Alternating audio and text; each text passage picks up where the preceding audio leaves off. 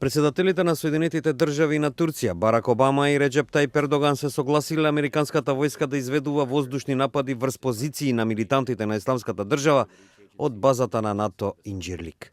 Според договорот, како што објави весникот Wall Street Journal, повикувајќи се на извори во Пентагон, американските сили ќе ја користат базата за полетување на авиони и беспилотни летала. Но Белата куќа одби да ги коментира ваквите наводи. Што се однесува посебно до Инџирлик, немам некакви детали за тоа, но можам да ви потврдам дека двајцата лидери се согласија дека ќе ја продлабочат соработката против милитантите на Исламската држава, изјави портпаролот на Белата куќа Џош Ернст. Турските медиуми јавуваат дека договорот за користење на базата Инџирлик бил постигнат во средата. Турција, која се соочува со директна закана од Исламската држава на јужната граница со Сирија, досега одбиваше да влезе во меѓународната коалиција предводена од Соединетите држави.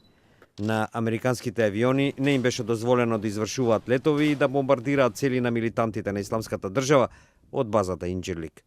Оценката на Анкара беше дека само соборувањето на сирискиот председател Башар ал-Асад, а не воздушните напади врз радикалните исламисти, може да донесе мир во регионот. Ваквиот турски став беше големо разочарување за сојузниците во НАТО, вклучувајќи ги и Соединетите држави, чиј приоритет е борбата против Исламската држава, а не соборувањето на Асад. Меѓутоа, деновиве дојде до влошување на безбедносната состојба во Турција, откако најпрвин во бомбашки напад на самоубиец поврзан со Исламската држава загинаа 30 на млади курди во Суруч, град кој се наоѓа во близина на сирискиот град Кобани, каде што се водат тешки борби меѓу милитантите и сириските курди.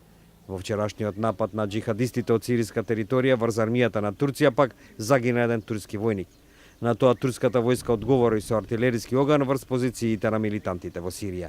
Денеска во Анкара пак е соопштено дека турски воени авиони извршиле напади врз 4 позиции на милитантите на Исламската држава.